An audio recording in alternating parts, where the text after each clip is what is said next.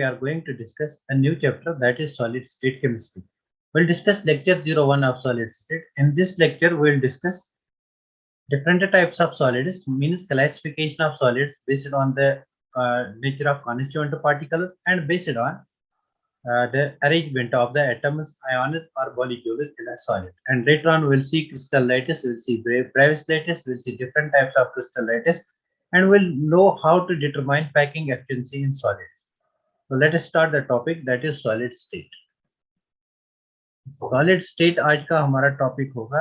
हमें यहाँ डिस्कस करना है आज सॉलिड स्टेट को.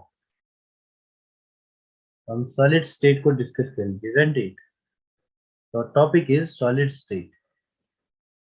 बेसिकली हमें डिस्कस करना है सॉलिड स्टेट को, मतलब सॉलिड्स को डिस्कस करना है.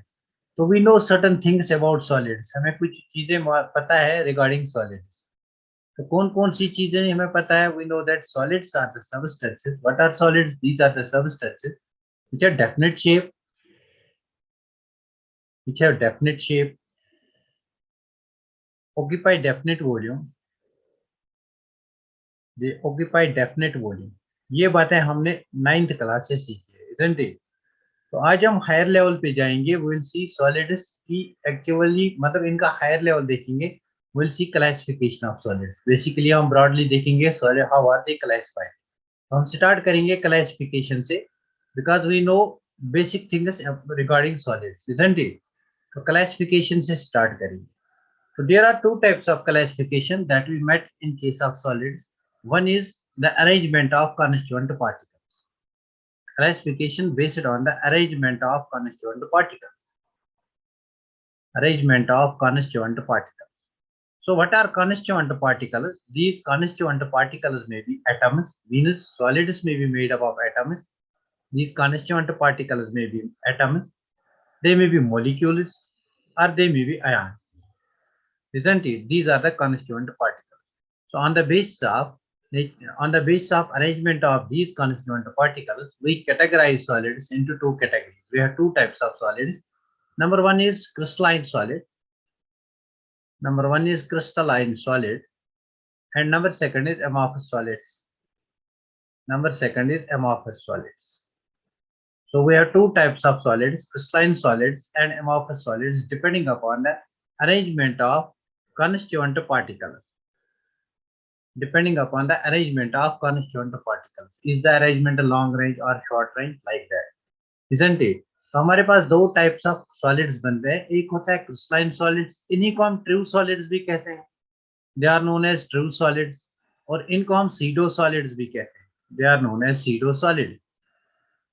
Sometimes these are also known as supercooled liquids. Sometimes these solids are also known as supercooled liquids. They are also known as supercooled liquids. An example of supercooled liquid is glass. So basically यहाँ पे आपको example glass आएगा, rubber आएगा, like that. So these are known as true solids. Crystalline solids are known as true solids, and amorphous solids are known as pseudo solids, and sometimes these are also known as supercooled liquids. तो basically इनका हम difference यहाँ पे difference note down करेंगे. Difference number one is इनमें जो constituent particles होते हैं, इन crystalline solids में जो constituent particles होते हैं, they are regular, repeated, repeated 3D arrangement of constituent particles. तो यहाँ पे constituent मैं लिखूंगा CP. CP is the constituent particle. तो crystalline solids में हमारे पास regular, repeated 3D arrangement of constituent particles होता है. बट यहाँ पे जो होता है that's irregular arrangement. Regular arrangement of constituent particles. Regular arrangement. Regular arrangement of constituent particles. So let me show you. मैं आपको यहाँ पे दिखाऊंगा. Let me show you. देखो ये मेरे पास ये जो यहाँ पे है, you can see over here. यहाँ पे देखो ये जो स्ट्रक्चर है, this structure, this is the structure of crystalline solid. So you can see over here regular repeated arrangement of constituent particles. But ये जो structure है, this is an example of amorphous solid. So how you can differentiate? देखो यहाँ पे आप देखोगे there is a symmetry लेकिन यहाँ पे देखोगे बीच में एक बड़ा सा मॉलिक्यूल है, इजंट इट? मतलब कॉन्स्टिट्यूएंट पार्टिकल जो है their arrangement is not regular and repeated. यहाँ पे देखो एक छोटा सा मॉलिक्यूल है, लाइक दैट। क्लियर? मतलब यहाँ पे आपको मिलेगा रेगुलर एंड रिपीटेड अरेंजमेंट, और यहाँ पे आपको मिलेगा इरेगुलर अरेंजमेंट। कोई रेगुलर अरेंजमेंट यहाँ पे नहीं है। That's why this is an example of amorphous solid and this is an example of crystalline. This is the diagram of crystalline solid. Clear? अगर हम देखेंगे रेगुलर रिपीटेड अरेंजमेंट कितना है, तो देखो इन केस ऑफ क्रिस्टलाइन सॉलिड ये जो arrangement है it's of long range order, but in this case जो अरेंजमेंट है it's of short range order. पहले आपका रेगुलर है, इसके बाद इरेगुलर बनता है, इसके बाद थोड़ा सा रेगुलर, फिर इरेगुलर बनता है। क्लियर? मतलब हमारे पास जो सेकंड डिफरेंस आएगी दैट इज जो अरेंजमेंट ऑफ कॉन्स्टिट्यूएंट पार्टिकल्स है that is of long range order.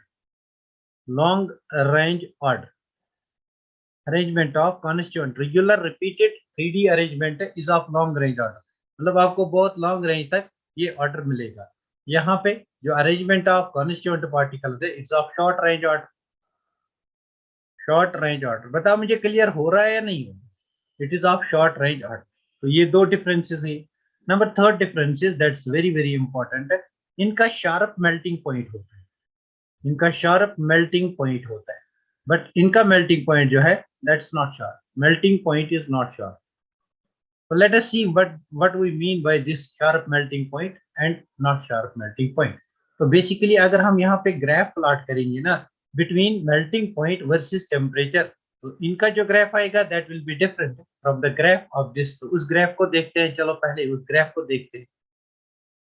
तो देखो अगर मैं यहाँ पे ग्राफ बनाऊंगा क्रिस्टलाइन सॉलिड का melting point versus temperature, melting point versus temperature graph बनाऊंगा यहाँ पे फॉर क्रिस्टलाइन सॉलिड। तो किसी भी क्रिस्टलाइन सॉलिड के लिए मैं melting point versus temperature graph बनाऊंगा। This is T in Kelvin और you can take in degree centigrade. तो देखो यहाँ पे क्या होता है, ये आपके पास क्रिस्टलाइन सॉलिड है। तो अगर आप इसको टेम्परेचर दोगे, if you go on increasing the temperature of this crystalline solid, अगर इसको आप टेम्परेचर इंक्रीज करोगे what will happen, it begins to melt. मतलब पहले ये सॉलिड स्टेट में है, मतलब टेम्परेचर इंक्रीज करने से क्या होगा, इट इसका टेम्परेचर इंक्रीज करो it will begin to melt. मतलब यहाँ तक इस स्टेज तक ये सॉलिड। अब इस स्टेज से क्या होता है, it now it begins to convert from this stage, it begins to convert into liquid. यहाँ से फेज ट्रांजिशन स्टार्ट हो गया। मतलब यहाँ से यहाँ तक, यहाँ से यहाँ तक इनका मेल्टिंग पॉइंट सेम है। देखो यहाँ पे मेल्टिंग पॉइंट इज सेम और हियर और हियर और हियर और हियर और हियर, और यहाँ पे abruptly they get changed into liquid state.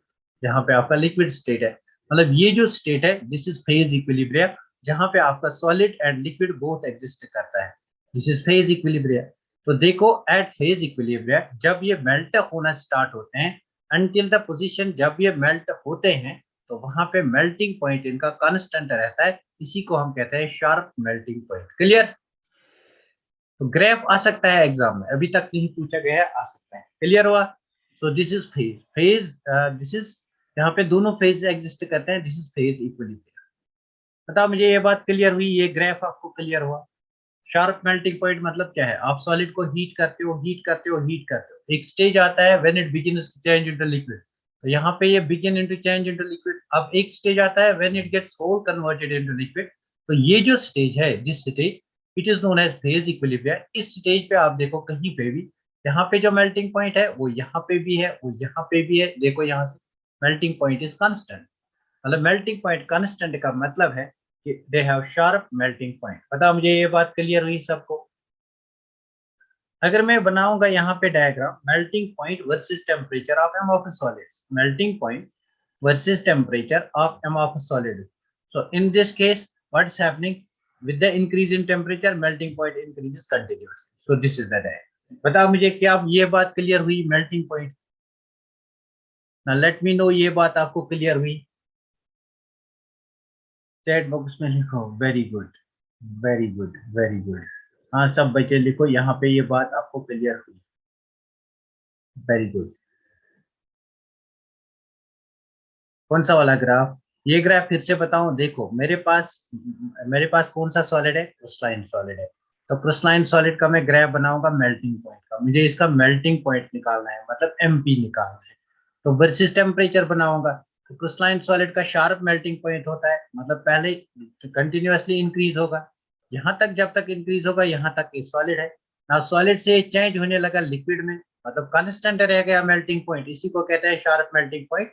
और एक स्टेज आएगा ना, दिस इज दैट स्टेज, ये जो स्टेज आएगा यहाँ पे कंप्लीटली कन्वर्ट होगा इनटू लिक्विड। तो ये जो यहाँ से यहाँ तक स्टेज है, पॉइंट ए से पॉइंट बी तक, यहाँ पे आपके दोनों फेजेस एग्जिस्ट करते हैं, सॉलिड और लिक्विड, मतलब you can have molten state one here. इसी को कहता है sharp melting point, because melting point remains constant at this temperature. Very good.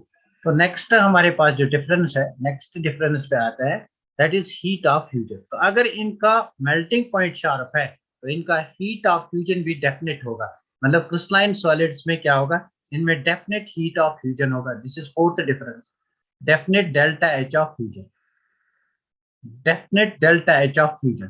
तो यहाँ पे इनडेफिनेट होगा, they do not have definite, मतलब not definite, not indefinite, not definite delta H of fusion. So this is one more difference. This is very important. This is very, these two differences are very very important. हाँ कोई particular value होगा, that's why indefinite मैंने यहाँ पे नहीं लिखा, कोई particular value होगा, इजंट इट। डेफिनेट मतलब कोई पर्टिकुलर वैल्यू होगा, डेफिनेट हीट ऑफ फ्यूजन। बता मुझे ये बात क्लियर हुई। अब जो हमारे पास लास्ट प्रॉपर्टी है इनकी, ये जो क्रिस्टलाइन सॉलिड्स होते हैं, they are anisotropic. These crystalline solids are anisotropic. This is very, very important property. And these amorphous solids, they are isotropic. Now, what is mean by this term anisotropic and isotropic? Now, let us try to understand. देखो anisotropic का मतलब क्या होता है? See you are here. Anisotropic का मतलब क्या होता है? अगर मैं यहाँ पे कोई प्रॉपर्टी डिटरमाइन करूंगा, कौन सी प्रॉपर्टी? Physical property. कौन सी प्रॉपर्टी? ये याद रखना, फिजिकल प्रॉपर्टी अगर डिटरमाइन करूंगा तो फिजिकल प्रॉपर्टी कौन सी है मेरे पास? फॉर एग्जांपल मैं यहाँ पे रिफ्रैक्टिव इंडेक्स निकालूंगा, म्यू निकालूंगा। फॉर एग्जांपल मैं यहाँ पे इलेक्ट्रिकल कंडक्टिविटी निकालूंगा, दीज आर फिजिकल प्रॉपर्टी। तो अगर मैं क्रिस्टलाइन सॉलिड्स में ये बातें निकालूंगा तो व्हाट विल हैपन? तो देखो ये मेरा crystalline solid,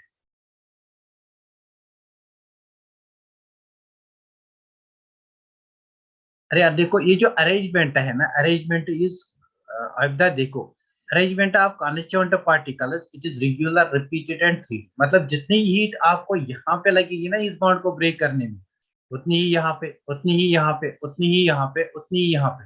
that's why they are definite, मतलब इट डज नॉट वेरी, इनका हीट ऑफ फ्यूजन जो है it will not vary. But यहाँ पे देखो कोई रेगुलर अरेंजमेंट नहीं है, आप चाहे थोड़ी सी भी हीट दे दो, क्या पता ये बॉन्ड ब्रेक हो जाएगा, क्या पता ये बॉन्ड ब्रेक हो जाएगा। जहाँ पे ज्यादा ऑर्डर होगा वहां पे ज्यादा हीट लगेगी, जहाँ पे कम ऑर्डर्ड अरेंजमेंट होगा वहां पे कम हीट लगेगी। That's why it is not definite, that's why this is definite. अब तक क्लियर हुआ? बताओ क्लियर हुआ? Got it, very good, okay. Now see, मैं बात कर रहा था एनआइसोट्रॉपिक। तो what is anisotropic? Anisotropic property क्या होती है? अगर मैं कोई फिजिकल प्रॉपर्टी मेजर करूंगा, फिजिकल प्रॉपर्टी मतलब dipole moment mu, physical property मतलब electrical conductivity in case of crystalline solid. ये जो यहाँ पे डायग्राम है ना, this is the diagram of crystalline solid, CS में लिखूंगा, this diagram is diagram of crystalline solid. तो देखो इस क्रिस्टलाइन सॉलिड में मैं यहाँ से प्रॉपर्टी डिटरमाइन करूंगा, तो यहां से मैं प्रॉपर्टी को डिटरमाइन करूंगा। यहाँ पे मुझे थोड़ा सा यूज करना है यहाँ पे, अदरवाइज मैं नहीं करूंगा। यहाँ पे थोड़ा सा करना है, व्हाइट पे मुझे करना है थोड़ा सा, मैं यूजुअली प्रेफर नहीं करता हूँ रेड को। तो यहाँ से अगर मैं कोई प्रॉपर्टी निकालूंगा तो देखो यहाँ पे इस स्लाइड में कौन से टाइप ऑफ एटम्स आते हैं, वन टाइप और टू टाइप। देखो वन टू थ्री फोर, मतलब only one type of particle, इस लाइन में only one type of particle. अगर इस लाइन में इलेक्ट्रिकल कंडक्टिविटी निकालूंगा या रिफ्रैक्टिव इंडेक्स निकालूंगा, देखो यहाँ पे आपको दोनों टाइप ऑफ पार्टिकल मिलेंगे, ये वाला भी, ये वाला भी, ये वाला भी, ये वाला भी, ये वाला भी, ये वाला भी। मतलब यहाँ पे जो रिफ्रैक्टिव इंडेक्स है that is mu D, it will be because of two types of particles.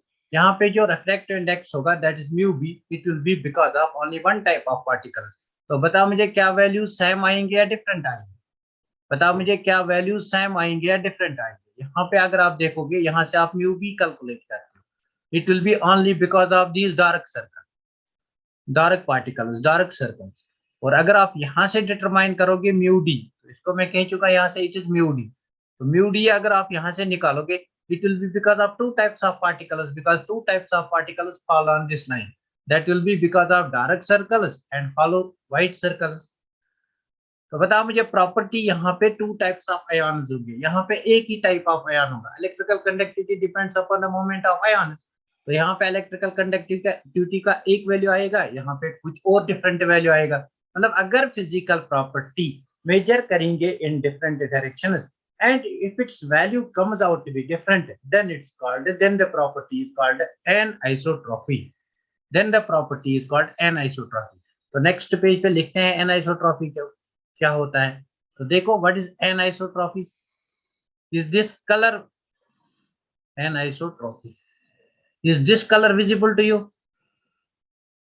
अगर हम कोई फिजिकल प्रॉपर्टी को, अगर हम किसी फिजिकल प्रॉपर्टी को, हमारे पास कोई फिजिकल प्रॉपर्टी है, ये physical property measured in different directions, measured in different directions, measured in different directions comes out to be different. मतलब if the value of physical property measured in different directions comes out to be different, then it is known as, then the property is known as anisotropy. Then it's called anisotropy. बताओ मुझे, clear हुआ anisotropy? Why crystalline solids are anisotropic? Clear हुआ? Clear हुआ why crystalline solids are anisotropic? I hope कि ये बात आपको clear हुई होगी, why crystalline solids are anisotropic. हाँ, वेरी गुड। तो देखो, अगर मैं यहाँ पे अमॉर्फस सॉलिड बनाऊंगा, तो अमॉर्फस सॉलिड को बनाऊंगा, देखो मैं किसी अमॉर्फस सॉलिड को बनाऊंगा, तो मुझे नहीं पता है what will be the arrangement, मतलब इरेग्युलर अरेंजमेंट होगा, कोई इरेग्युलर अरेंजमेंट में बनाऊंगा। देखो, कोई इरेग्युलर अरेंजमेंट है, तो कोई इरेग्युलर अरेंजमेंट है, तो I will put over different ion over here. This is a different ion, this is a different ion, this is a different ion, this is a different ion, this is a different ion. अब यहाँ से property निकालो, यहाँ से property निकालोगे तो this property, let this line indicates A, तो यहाँ से आप म्यू ए निकालो, it will be because of two types of particles, particles of this type and particles of this type, मतलब दोनों पार्टिकल आपको मिलेंगे। अब यहाँ से प्रॉपर्टी निकालो, let us try to determine property on this way. यहाँ से निकालेंगे तो यहाँ भी आपको म्यू बी जो आएगा, that will be property because of two types of particles, isn't it? मतलब property determined in different directions will be same, because यहाँ पे भी दोनों particles आते हैं, यहाँ पे भी दोनों type of particles आते हैं, and this will be called isotropy. So what will be, how we can define this isotropy? It is when value of physical property measured in different directions comes out to be same. अगर physical property का value, अगर physical property का value measured in different directions, if it comes out to be same, then the property is known as isotropy. I hope ये बात आप सबको clear हुई। Let me know ये बात आप सबको क्लियर हुई। Now we'll classify solids based on the nature of constituent, based on the interactions of constituent particles. ये पहली क्लासिफिकेशन थी, ये आपको क्लियर हो गई। इसमें तीन चीजें इंपॉर्टेंट है, एक शार्प मेल्टिंग पॉइंट, उसमें ग्रेव भी इंपॉर्टेंट है, और यहाँ पे डेल्टा एच ऑफ फ्यूजन भी इंपॉर्टेंट है, और यहाँ पे एक और बात इंपॉर्टेंट है, दैट्स आइसोट्रोपी एंड एनाइसोट्रोपी। तो स्टेटमेंट बेस्ड क्वेश्चन आ सकता है, which of the following property is does not relate to that of the crystalline solid.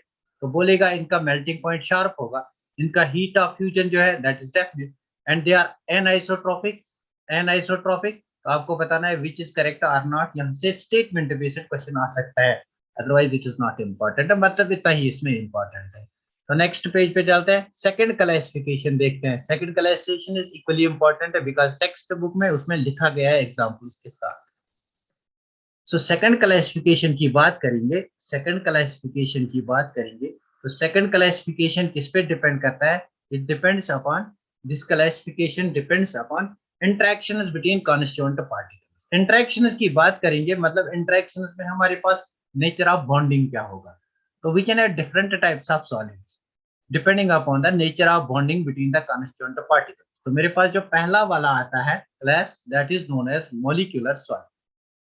पहला वाला क्लास जो आएगा सर, एमोफिस सॉलिड्स में हर किसी जगह पर इरेग्युलर, हर किसी जगह नहीं, शॉर्ट रेंज ऑर्डर का मतलब है अगर पहले थोड़ा सा ऑर्डर्ड है, उसके बाद ऑर्डर्ड नहीं होगा, उसके बाद ऑर्डर्ड नहीं होगा, फिर से ऑर्डर हो सकता है, फिर ऑर्डर्ड नहीं हो सकता। मतलब फॉर एग्जांपल रबर, आपके पास रबर है, रबर को खींचो, अगर खींचने से वो बढ़ जाता है मतलब टूट भी सकता है, दैट मींस दैट्स अमोर्फस, उसमें ऑर्डर्ड अरेंजमेंट नहीं है, isn't it?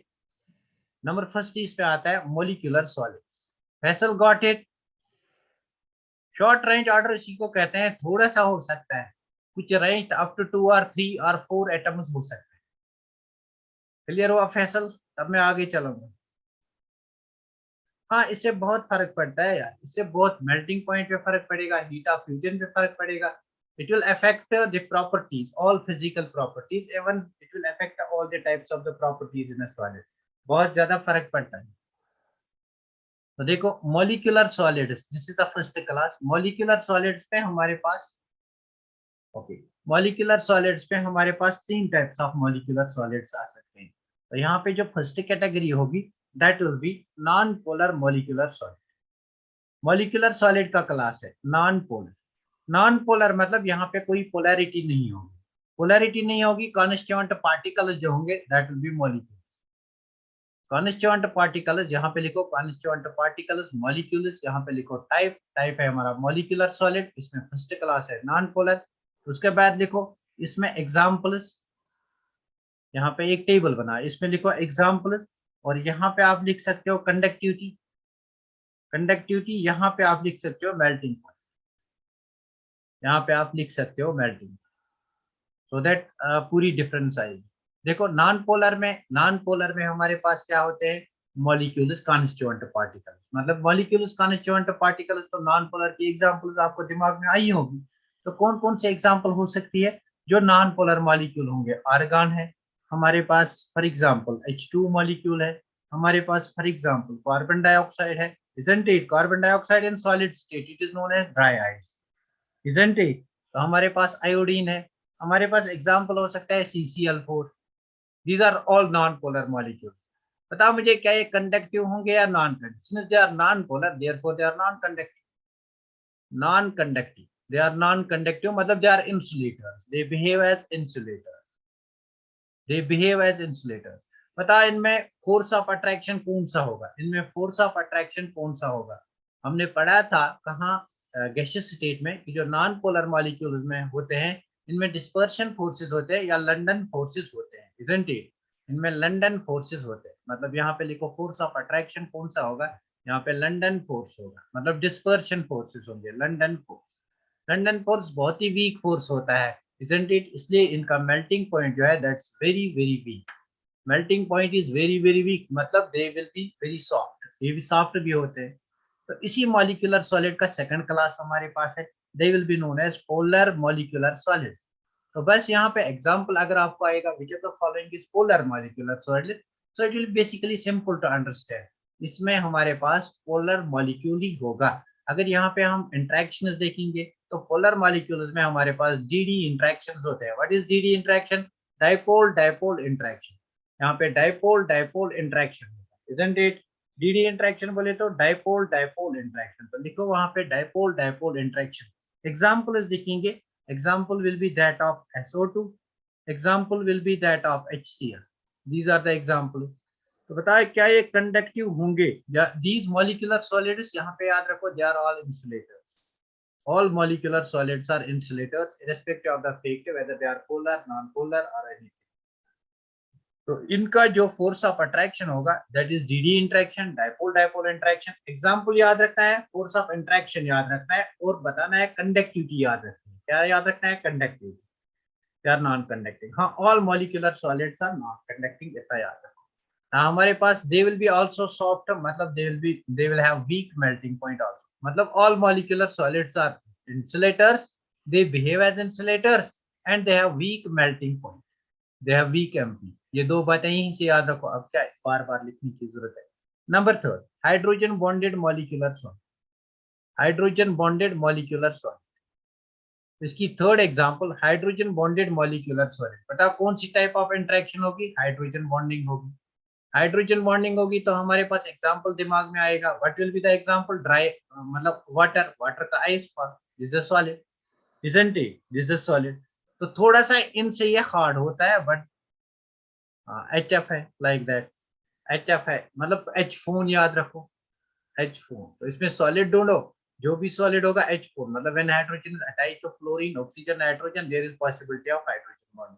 तो यहाँ पे this is also non conducting, isn't it? Non conducting है मतलब मेल्टिंग पॉइंट इसका भी वीक होगा। मेल्टिंग पॉइंट वीक है मतलब इसमें इंटरेक्शन जो होगी that's van der Waals force of interaction. Melting point weak होगा बट इन दोनों से थोड़ा सा स्ट्रांग होगा, इन दोनों से थोड़ा सा स्ट्रांग होगा।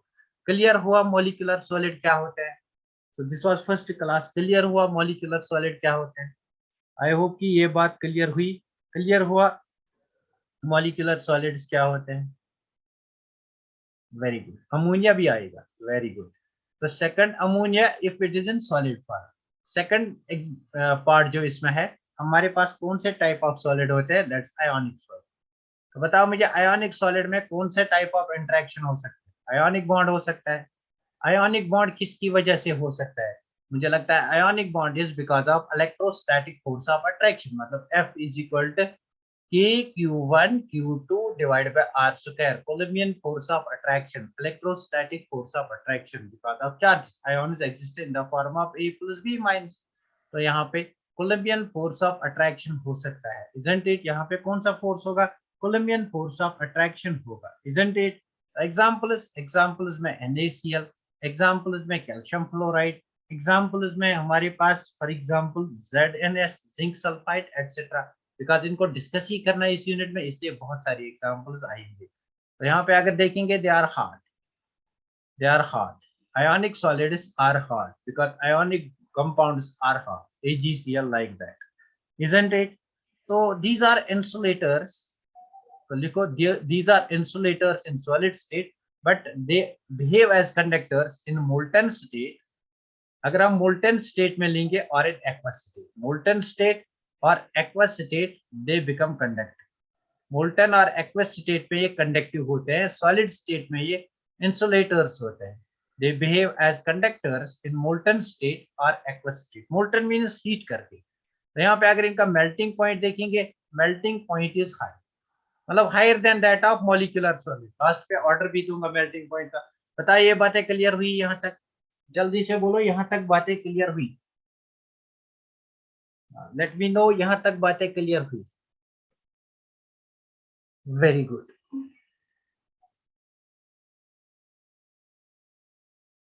Very nice, very nice, very nice. यहाँ तक बातें क्लियर हो गई, वेरी गुड। नेक्स्ट पेज पे जाते हैं, डिस्कस करेंगे third type of solid that is known as metallic solid. तो थर्ड हमारे पास है that is C, that's metallic solid. बताओ मुझे इसमें कौन सा बॉन्ड होगा? मेटालिक सॉलिड में मेटालिक बॉन्ड होगा, मेटालिक सॉलिड्स। तो मेटालिक सॉलिड्स की अगर बात करेंगे, मेटालिक सॉलिड्स में हमारे पास कौन सा टाइप ऑफ बॉन्ड होगा? यहाँ पे कॉन्स्टिट्यूएंट पार्टिकल क्या होगा? Constituent particle is metal in a sea of electrons, in a sea of electrons. What do you mean by this metal in a sea of electron? मतलब आपके पास यहाँ पे metal होगा पॉजिटिव, यहाँ से इसके पास इलेक्ट्रॉन होंगे, लाइक दिस। आगे देखेंगे इसकी एग्जांपल्स भी होंगी आगे, जिसको डिस्कस करना पड़ेगा जब हम मेटालिक सॉलिड्स का डिस्कशन करेंगे। Isn't it? Metal is in a sea of electrons. तो यहाँ पे अगर हम देखेंगे what type of bonding, that's metallic bonding. So these are all always conductors. they conduct current। और अगर इनका मेल्टिंग पॉइंट देखेंगे, इनका मेल्टिंग पॉइंट होता है fairly high. Fairly high means higher than that of ionic solids, fairly high, higher than that of ionic solids. Clear? उसके बाद हमारे पास होता है last that is covalent solid. तो कोवलेंट सॉलिड्स को नेटवर्क सॉलिड्स भी आल्सो कहते हैं, they are known as network solids, network solids. Why network? Because they form jet-like structures. बहुत से कम elements उस structure में होते हैं, compounds like that of diamond, network solid, isn't it? तो इनमें जो bonding होती है that is covalent bond. Covalent bond is stronger bond. तो यहाँ पे सबसे ज्यादा highest यहाँ पे होता है, यहाँ पे highest होता है melting point. Melting point is highest, isn't it? तो यहाँ पे अगर हम देखेंगे these covalent solids are insulators, insulators except क्या यहाँ पे? फॉर एग्जाम्पल कार्बन के दो सॉलिड्स है, diamond is an insulator, but अगर मैं ग्रेफाइट की बात करूंगा, graphite is a good conductor, except graphite it's a conductor, it's a covalent solid but it is conductor, therefore this is important. Why it is conductor, इसको discussion करेंगे P block में, इसका discuss करेंगे P block में, because it contains 3 electrons, isn't it? तो example इस covalent solids की example देखो, हमारे पास सिलिकॉन डाइऑक्साइड है, हमारे पास सिलिकॉन कार्बाइड है, very good, very example, very good example. Aluminium nitrite है, हमारे पास कार्बन डायमंड, कार्बन ग्रेफाइट है। These are certain examples, you can take more examples. हाँ, S8 भी है, you can take more examples. यहाँ तक बात क्लियर हुई। लेकिन सबसे ज्यादा हमें डिस्कस अब क्या करना है, अब अमोर्फस सॉलिड को छोड़ना है, हमें क्रिस्टलाइन सॉलिड को डिस्कस करना है। क्रिस्टलाइन सॉलिड किससे बना हुआ होगा, इसको डिस्कस करना है। Now we have to discuss crystalline solid, और इसमें से भी हमें सारे सॉलिड्स में सिर्फ क्यूबिक सॉलिड्स को डिस्कस करना है। Isn't it? यहाँ तक सबको बात क्लियर हुई? यहाँ तक सबको बात क्लियर हुई? बताओ मुझे, यहाँ तक सबको बात क्लियर हुई? Very nice, very nice, very nice.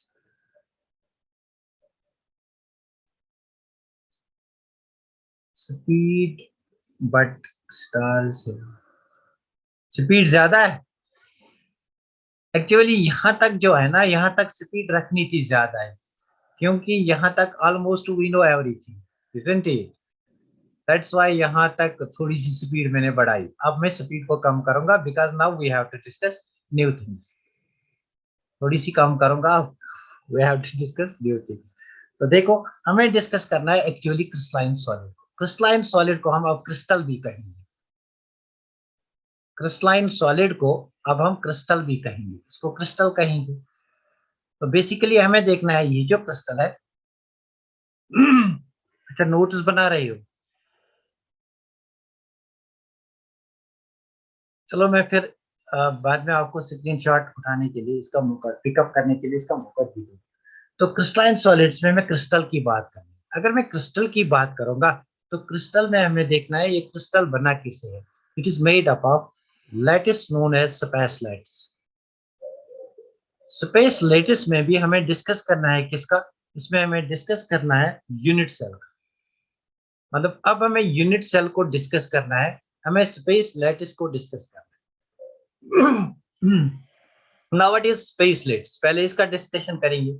As the name indicates, मतलब स्पेस में हमें क्रिस्टल की स्ट्रक्चर देखनी है। तो एक बात मैंने पहले कही थी, इसकी 3D स्ट्रक्चर होती है। 3D स्ट्रक्चर का मतलब एक्स एक्सिस भी होगा, वाई एक्सिस भी होगा, जेड एक्सिस भी होगा।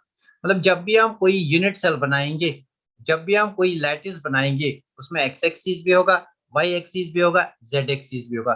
फॉर एग्जाम्पल, मैं यहाँ पे एक क्रिस्टल बनाने की कोशिश करूंगा, एक यूनिट सेल बनाने की कोशिश करूंगा। देखो, ये जो मैंने यहाँ पे एक यूनिट सेल बनाई, you can see it is 3D arrangement of atoms, ions और कॉन्स्टिट्यूएंट पार्टिकल्स इन शॉर्ट। देखो, ये जो एक्सिस है, तो let me take a different thing. ये जो एक्सिस है, this will represent one dimension, और ये जो एक्सिस है, this will represent second dimension, and this axis will represent third direction. That means it's a 3D arrangement of particles. अब आप इस क्रिस्टल को बढ़ा भी सकते हो, यहाँ से आगे ले जाओ, यहाँ से आगे ले जाओ, यहाँ से आगे ले जाओ, यहाँ से आगे ले जाओ, इनको ज्वाइन करो, तो you can have repeated arrangement. Now this is known as repeated arrangement.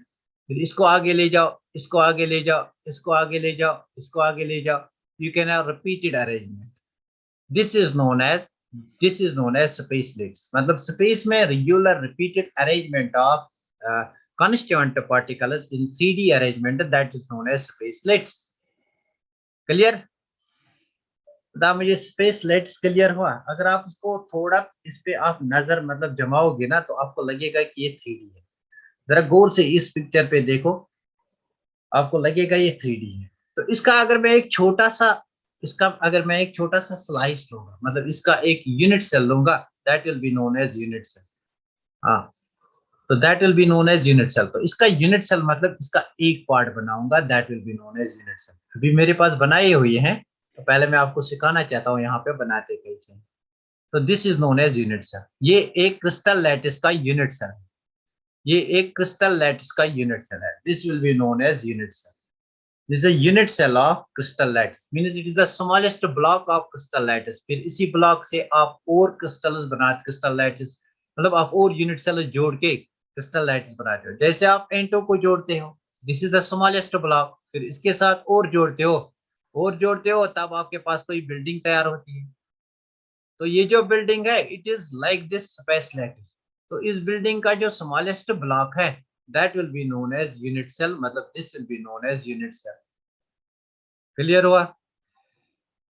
अब देखो इस यूनिट सेल की कहानी, एक्चुअली ये हमें क्यों डिस्कस करना है। इस यूनिट सेल में हमारे पास ये वाली लेंथ है, यहाँ से देखो ये वाली लेंथ है, यहाँ से देखो ये वाली लेंथ है, यहाँ से देखो ये वाली लेंथ है, isn't it? There are three lengths. इस लेंथ को हम एज लेंथ कहते हैं, इन लेंथ्स को हम एज लेंथ्स कहते हैं। What are they known as edge lengths. तो ये मेरे पास एक एज लेंथ है, लेट दिस इज ए, इस एज लेंथ को मैं ए कहूंगा। ये मेरे पास दूसरी एज लेंथ है, लेट इट इज बी। ये मेरे पास तीसरी एज लेंथ है, let it is C. So unit cell is specified by edge lengths. एक यूनिट सेल कैसे स्पेसिफाई होगा? By edge lengths.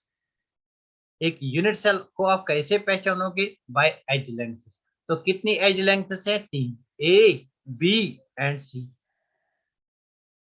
और यहाँ पे क्या हो सकता है, देखो ये इस यूनिट सेल का ये वाला एक फेस है, ये वाला दूसरा फेस है और ये वाला तीसरा फेस है। हाँ, मतलब यहाँ से एक फेस है, यहाँ से दूसरा फेस है, यहाँ से तीसरा फेस है, मतलब यहाँ पे एंगल है, इस फेस पे भी एंगल है और इस फेस पे भी एंगल है। These angles are known as interfacial angle. These angles are known as interfacial angles. बताओ मुझे कितने एंगल्स हैं यूनिट सेल में? 3 एंगल्स हैं। Late this is alpha, this is beta. The interfacial angles are alpha, beta and gamma. These are the interfacial angles. तो यहाँ से आपके क्वेश्चंस आते हैं। Let us see how the questions will be framed out. तो on this basis, on the basis of nature of edge lengths, relation of edge lengths, and the relation of alpha, beta, and gamma, मतलब whether these are same or not, a equal to b equal to c, क्या ये as length same है, या a equal to b not equal to c, क्या ये same नहीं है, a not equal to b not equal to c। On this basis and on the base of interfacial angles, मतलब उनकी relation alpha is equal to beta is equal to gamma, या alpha not equal to beta not equal to gamma, on that basis we have 14 Bravais slits. We have 14 Bravais slits. तो इन्हीं 14 Bravais slits को हम 7 crystals में divide करते हैं। तो मैं यहाँ पे आपको and this is dear, see Tom dear याद रखना। तो आप याद रखना सी टॉम डियर, ऐसे याद रखोगे तो आपको कभी गलत नहीं होगा। तो मैंने ऐसे याद रखा है ना, बेसिकली अगर मैं वो वाली इक्वेशन लिखूंगा तो उसमें मत उल्टा होगा तो फिर मुश्किल होगा। सी टॉम डियर, तो आप क्या याद रखोगे? C Tom dear. C for cubic, मतलब ये हमारा क्यूबिक सिस्टम होता है। C for cubic. T for tetragonal, so this is tetragonal. And O for orthorhombic, this is orthorhombic. This is orthorhombic. M for monoclinic, this is monoclinic. T for triclinic, so this is triclinic. This is triclinic. And H for hexagonal, so this is hexagonal. And R for rhombohedral, इसको कहते हैं rhombohedral. Rhombohedral, इसको trigonal भी कहते हैं, it's also known as trigonal. Rhombohedral और trigonal, इसको trigonal भी कहते हैं, isn't it? इसको रोम्बस भी कहते हैं, ऑर्थोरोम्बिक को रोम्बस भी कहते हैं। क्लियर यहाँ तक? अब देखो याद क्या रखना है, इनमें देखना है हमें रिलेशन बिटवीन एज लेंथ्स। पहले हमें देखना है रिलेशन बिटवीन एज लेंथ्स, मतलब एज लेंथ्स मतलब relation between A B and C, this is known as edge length. उसके बाद देखना है हमें relation between interfacial angles, that's alpha beta and gamma. उसके बाद देखना है relation between alpha beta and gamma, and later on we will see how they can give rise to 14 Bravais slits. तो यहाँ पे हम Bravais slits लिखेंगे, total में 14 कैसे आएंगे Bravais slits। क्लियर? तो देखो कैसे याद रखना है, in case of cubic a is equal to b is equal to c। तो यहाँ पे आप करो काम, a is equal to b is equal to c, दूसरे में लिखो a is equal to b not equal to c, तीसरे में ये भी नॉट बना, this will be a not equal to b not equal to c, isn't it easy? पहले a not a equal to b equal to c, फिर a equal to b not equal to c, फिर a equal to b not, a not equal to b not equal to c। तो similarly यहाँ से आ जाओ, last पे a equal to b equal to c। उसके बाद hexagonal में a is equal to b not equal to c, मतलब सेम रिपीट करना है। पहले ये तीन देखो, उसके बाद रिवर्स में रिपीट करो। यहाँ पे a not equal to b not equal to c, this is also a not equal, एक ही रहता है, this is also a not equal to b not equal to c। Clear हुआ? याद रहेगा सबको? This is trick. तो कैसे याद, बेसिकली आपको एग्जाम में पूछते हैं, for which of the following type of the crystal a is equal to b, a is not equal to b is not equal to c, और a is equal to b is equal to c। तो कैसे याद रखना है? पहला a is equal to b is equal to c, last पे a is equal to b is equal to c, फिर a is equal to b not equal to c, फिर last पे again a is equal to b not equal to c, फिर उसके बाद a not equal to b not equal to c, last पे यहाँ से a not equal to b not equal to c, उसके बाद मोनोक्लिनिक रहता है a not equal to b not equal to c। बताइए क्लियर हुआ सबको? कैसे याद रखना है? सी टॉम डियर, सबको क्लियर हुआ? सबको क्लियर हुआ कैसे याद रखना है? Raise your hands if you enjoyed it। Now see, उसके बाद हमें देखना है अल्फा बीटा गामा। तो पहले तीन के केस में alpha is equal to beta is equal to gamma is equal to 90, alpha is equal to beta is equal to gamma is equal to 90। Previous year में क्वेश्चन आए हैं, alpha is equal to beta is equal to gamma is equal to 90। 90 degree का बोल रहा हूँ, 90 degree का बोल रहा हूँ, इजंट इट? क्लियर? तो तीन हमें याद हो गई, इजंट इट? तीन हमें याद हो गई। तो उसके बाद मोनोक्लिनिक है। मोनोक्लिनिक को कैसे याद रखेंगे? यहाँ पे मैं एक छोटी सी कहानी बनाऊं। मतलब मोनो के दो पेरेंट्स हैं, मतलब एक है पापा एक है मम्मी। तो इनका एक बेटा है, एक बेटा है, मतलब मोनो सिंगल बेटा है।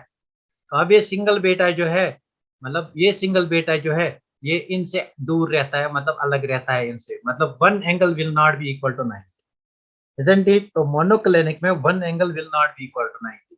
So you can remember alpha is equal to gamma is equal to 90, but beta is not equal to 90. Beta is not equal to 90. This is beta. Beta is not equal to 90. Beta is not equal to 90. बेटा is not equal, ये जो इनका एक ही बेटा है, this is not equal to 90, मतलब parent इसको इससे प्यार है बट इसको पेरेंट से प्यार नहीं है। these two are equal to 90, this is not equal to 90। Clear हुआ? मतलब ये याद रहेगा आपको, beta is not equal to 90, that's beta is not equal to 90। Clear?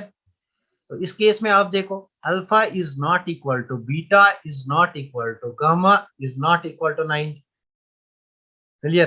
तो यहाँ पे अल्फा, यहाँ पे alpha is equal to beta is equal to gamma is not equal to 90, is not equal to 90, यहाँ पे इज नॉट इक्वल टू 90। उसके बाद हमारे पास सिर्फ हेक्सागोनल रहता है, तो इसको याद रखना है basically, alpha and alpha is equal to beta is equal to 90 degree, इसको याद रखना है, and gamma is equal to 120।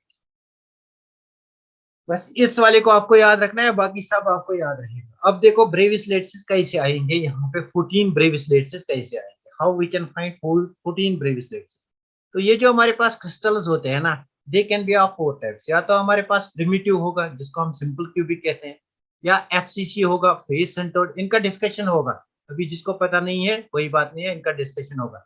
या हमारे पास बीसीसी होगा बॉडी सेंटर्ड क्यूबिक, या हमारे पास एंड सेंटर्ड होगा, मतलब 4 टाइप्स होंगे।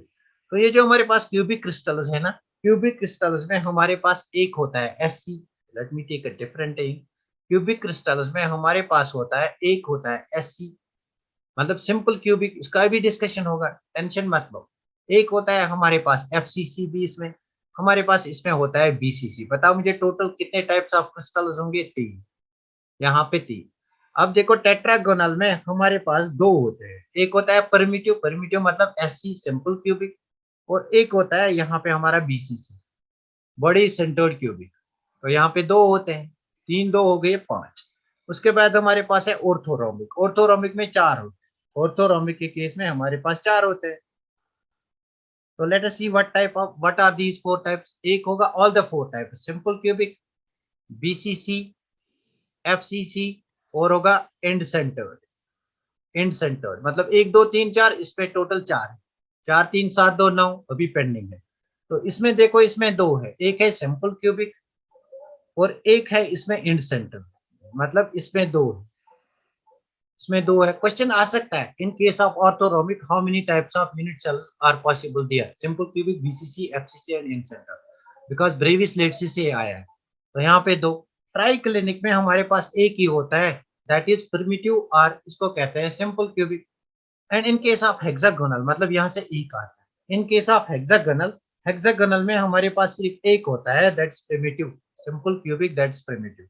एंड इसमें भी हमारे पास एक होता है, दैट इज सिंपल क्यूबिक। अब गिन लो, 1 2 3, 3 2 5, 5 4 9, 9 2 11, 13 4 12, 12 13 14, मतलब we have 14 types of brevis lattices, clear?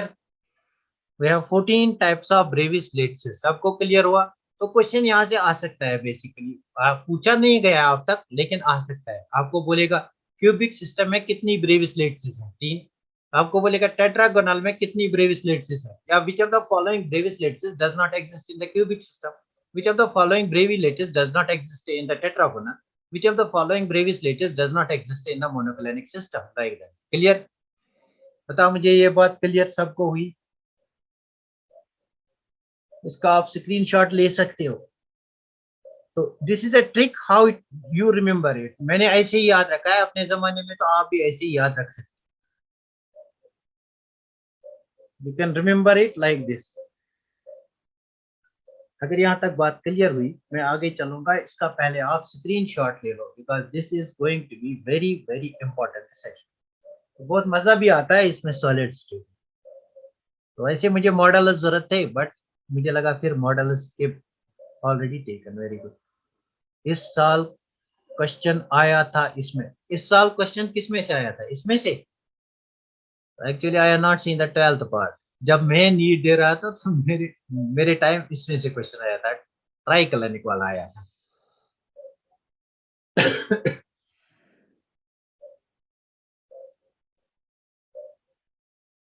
Done sir, very good.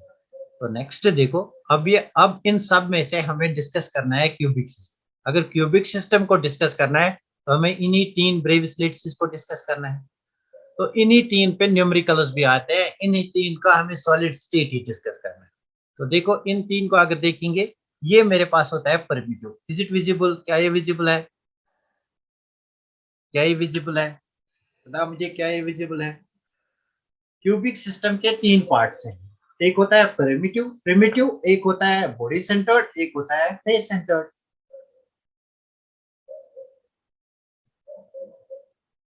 बताओ मुझे, ये डायग्राम विजिबल है कि नहीं? Is this diagram visible or not?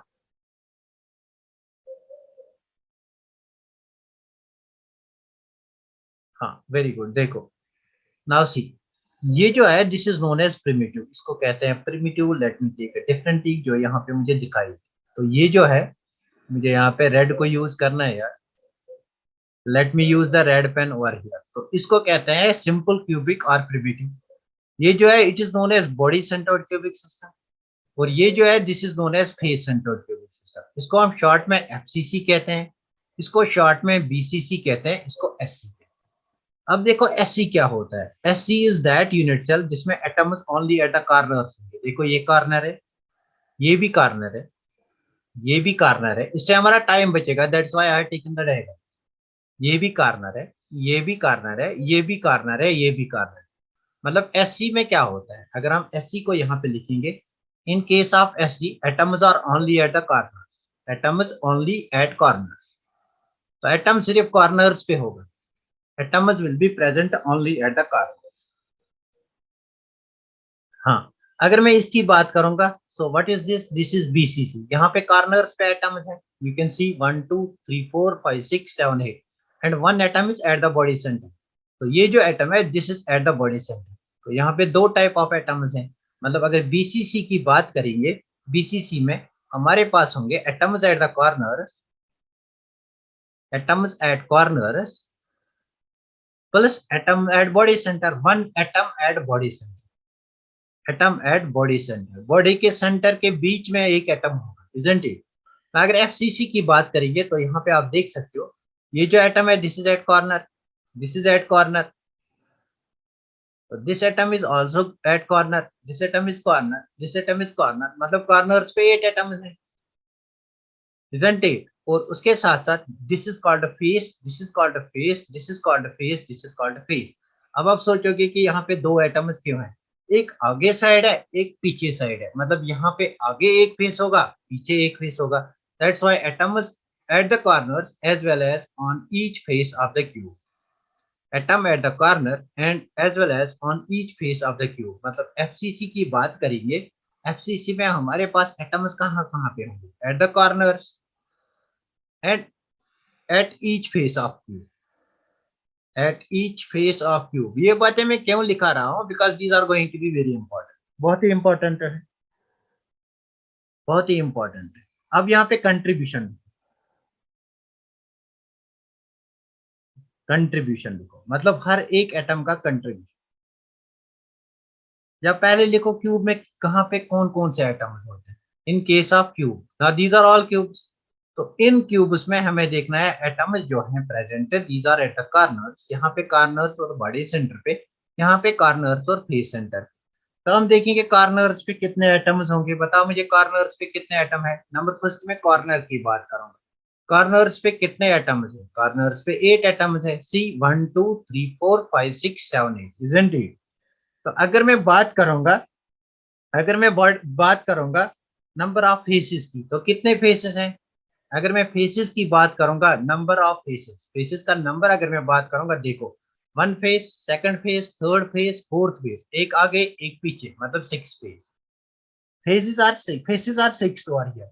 अगर मैं बॉडी सेंटर की बात करूंगा, how many body centres, one, तो number third is body centre is equal to one, body centre is equal to one. These are very important things, problems में ये बहुत ज्यादा हेल्पफुल होंगे। Face center, body centre is equal to one. अब मुझे बताओ यहाँ पे जो डायगोनल है, this is known as diagonal, कौन सा डायगोनल है बताओ मुझे, this is body diagonal, this is body diagonal.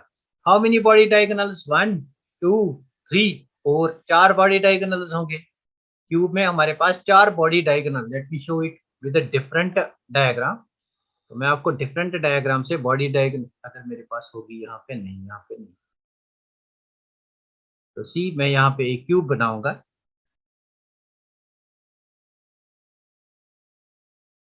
यहाँ पे मैं एक क्यूब बनाऊंगा, ये मैंने एक क्यूब बनाया है, यहाँ पे थोड़ा सा रेक्टेंगुलर टाइप बन गया लेकिन है क्यूब, तो डोंट माइंड। ये मेरे पास क्यूब है, बताओ मुझे कितने कार्नर्स हैं, one two three four five six seven eight, eight corners. Body center कितना है, एक। फेसेस कितने हैं, वन टू थ्री फोर, ये एक फेस इस साइड है, एक फेस पीछे की साइड है, मतलब यहाँ पे दो फेसेस, इजंट इट। अगर मैं बॉडी डायगोनल की बात करूंगा, तो देखो मेरे पास कितने बॉडी डायगोनल होंगे, एक वाला ये डायगोनल होगा, इजंट इट, एक ये डायगोनल होगा, एक ये डायगोनल होगा, मतलब चार डायगोनल्स आएंगे यहाँ पे, एक ये डायगोनल होगा, फोर डायगोनल्स। तो वही बात कर रहा था, अगर डायगोनल्स का हम लिखेंगे, diagonals are equal to four, तो यहाँ पे लिखो four, the diagonals, body diagonals is equal to four, diagonals is equal to four. कितने डायगोनल्स हैं, फोर। कितने डायगोनल्स हैं, फोर। एज मुझे बताओ क्यूब में कितने एजेस होंगे, क्यूब में कितने एजेस होंगे, तो दिस इज वन एज, तो देखो यहाँ पे this is one edge, second edge, third edge, four edge, five six seven eight nine ten 11 12, तो एजेस कितने होंगे, 12, एजेस कितने होंगे, 12, there are 12 edges, isn't it.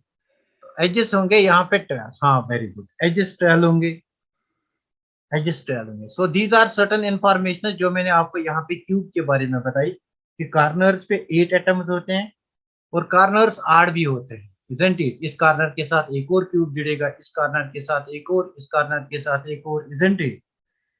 Like that we have edges, like that we have face, body center, body diagonal, body diagonal पे एक atom होगा। Clear हुआ ये, बताओ मुझे यहाँ तक क्लियर हुआ। अगर यहाँ तक क्लियर हुआ तो आगे बढ़ते हैं, रेज योर हैंड्स अगर यहाँ तक क्लियर हो। हाँ वेरी गुड, तो नेक्स्ट हम आगे चलते हैं, हम देखेंगे क्यूब की केस में।